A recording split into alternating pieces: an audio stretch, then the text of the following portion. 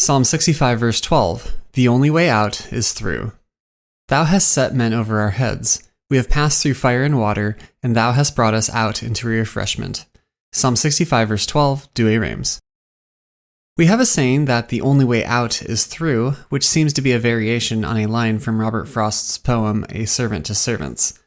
The phrase itself, which I suppose is meant in other contexts to be motivational, in the context of the poem seems rather the opposite, as the speaker is a woman whose husband makes all sorts of speculative investments without much return, and she is left to shoulder the burden of keeping things together. The relentless monotony and overwork has left her health in shambles, and while she thinks she needs rest more than anything, her husband thinks it's a matter of finding the right doctor. He thinks I'll be alright with doctoring, but it's not medicine. Lowe is the only doctor's dared to say so. It's rest I want. There, I have set it out. From cooking meals for hungry hired men and washing dishes after them, from doing things over and over that just won't stay done. By good rights I ought not to have so much put on me, but there seems no other way. At the end of the day, her husband thinks his ambitions are only one step away from success, always just around the corner. Lenz says one steady pull more ought to do it. He says the best way out is always through. And I agree to that, or insofar as that I can see no way out but through. Leastways for me, and then they'll be convinced. Robert Frost, Servant of Servants. The out that she speaks of at the end is not the same out that her husband has in mind, for in his usage it's just one more deal, one more investment, one lucky break, and all the hard work and sacrifice will be worth it, and everything made right. Thus, just one steady pull more ought to do it. For her, however, every one steady pull more leads to another one steady pull more, and her out is the death that she sees as inevitable, in which her diagnosis of lack of rest will be grimly vindicated. Once she gets out by going through, then they'll be convinced. As the psalmist continues with his own poetry, he concludes this section of the catalogue of sufferings and tribulations that the righteous have faced from the hand of God, which has been his means of setting my soul to live from a previous passage. This conclusion ties these themes of living and suffering together in a recapitulatory fashion, for God's people have passed through fire and water, but have been brought out into a place of refreshment. The fire and water correspond to the proving, trying, nets, afflictions, and persecutions recounted earlier, while the place of refreshment corresponds to setting my soul to live. It is crucial to note that apparently the best way out is through, but that through is characterized by suffering and testing. There is perhaps a slight distinction introduced between the earlier afflictions and this, for while the former are introduced with "thou hast," in this case the focus is redirected to the perspective of God's people. The psalmist says, "We have passed through," rather than "thou hast made us pass through." However, the psalmist then immediately reframes in the next clause using the familiar "thou hast" by saying, "Thou hast brought us out into a refreshment." There is thus probably not a distinction in actuality, but rather a juxtaposition. That is, God both lays these tribulations upon them to test and prove them, but also is the one who brings them out of them into salvation. In other words, God is present both in the trial and in the redemption, and his hand has wrought both. Their being brought out of these trials and testings and into life is not something they generate out of themselves or that they accomplish of their own initiative or power. In the testing and in the saving, it is God's work from start to finish. There is thus a sober fear of the Lord who will bring such suffering and trial for the purpose of trying and proving, as well as a confidence that he is the one who brings salvation. This is well summed up in Job's prayer. Quote, "Naked came I out of my mother's womb, and naked shall I return thither. The Lord gave, and the Lord hath taken away. As it hath pleased the Lord, so it is done. Blessed be the name of the Lord. If we have received good things at the hand of God, why should we not receive evil?" Job chapter 1 verse 21, chapter 2 verse 10, Douay Rheims. St. Augustine notes that the imagery of fire and water has its correspondence with the adversities of life and the blessings that can abound. Quote, "Fire and water are both dangerous in this life. Certainly water seems to extinguish fire, and fire seems to dry up water. Thus also these are the trials, wherein abounds this life. Fire burns, water corrupts. Both must be feared, both the burning of tribulation and the water of corruption. Whenever there is adversity, and anything which is called unhappiness in this world, there is, as it were, fire. Whenever there is prosperity and the world's plenty flows about one, there is, as it were, water. St. Augustine, Expositions on the Psalms, 65:17. The irony of fire and water is that both are necessary, but both can destroy. Fire provides necessary warmth, but can burn and consume, whereas water is vital for survival, but in a corrupted state, like unpotable water, can be the very cause of decay and death, not to mention the potential of drowning. Both are needed, both should be feared. Adversity in and of itself is necessary for our good, for if we never have to struggle for anything, we become listless and slothful and indolent. Much like how silver or gold without fire remain useless rocks, so our souls without their own proving will never seek after the things of heaven, but will be contented with the things of this world. Yet this adversity which is necessary can also become a fire that consumes if we do not persevere through it. Temptations which burn like a fire, yet which are overcome, become a source of merit, but if they are succumbed to, provide a foretaste of the fires of hell. Prosperity is not in and of itself an evil, and God is the giver of all good gifts.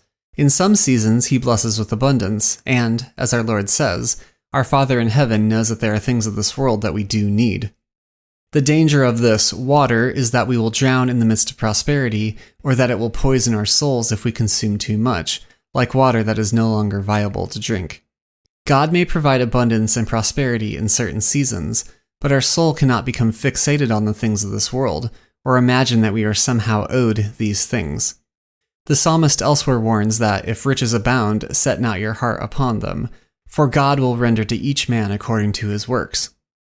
Both the fire and the water are necessary to pass through, but we must take heed lest they destroy. Quote, "See that the fire burn you not, nor water corrupt. Be thou strong against the fire, thou must needs be baked, as though thou wert a clay vessel. Thou art cast into the furnace of fire, in order that the thing which hath been formed may be made strong. The vessel then now by fire being made strong feareth not the water. But if the vessel shall not have been hardened by fire, like mud in water it will be dissolved. Hasten not to the water, through fire pass over to the water, that thou mayest pass over the water also." St. Augustine, Expositions on the Psalms, 65:17.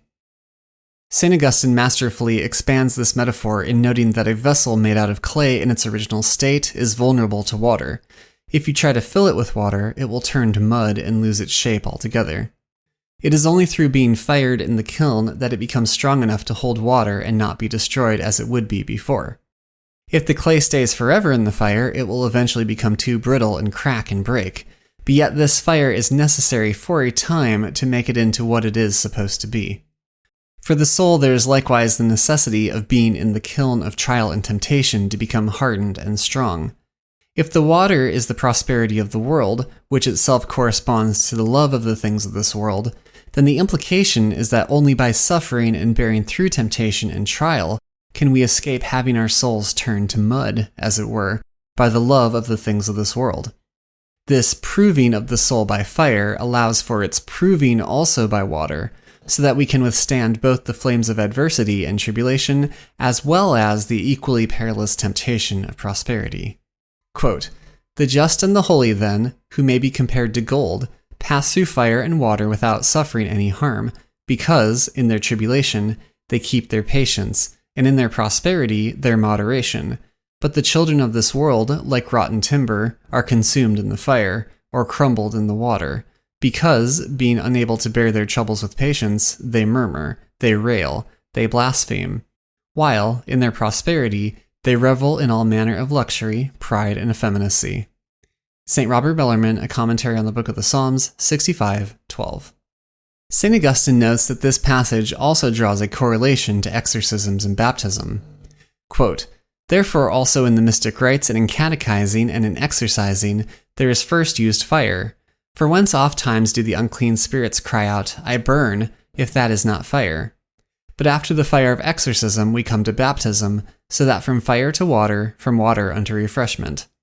But as in the sacraments, so it is in the temptations of this world. The straightness of fear draws near first, in place of fire. Afterwards, fear being removed, we ought to be afraid lest worldly happiness corrupt. But when the fire has not made you burst, and when you have not sunk in the water, but hast swum out, through discipline you pass over to rest, and passing over through fire and water, you are led forth into a place of refreshment. For of those things whereof the signs are in the sacraments, there are the very realities in that perfection of life everlasting. St. Augustine, Expositions on the Psalms 65:17.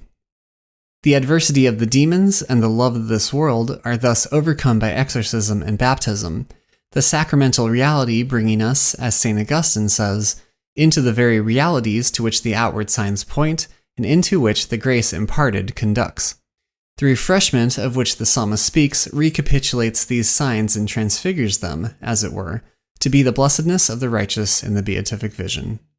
Quote, "The elect, therefore, say, We have passed through fire and water, and thou hast brought us out into a refreshment.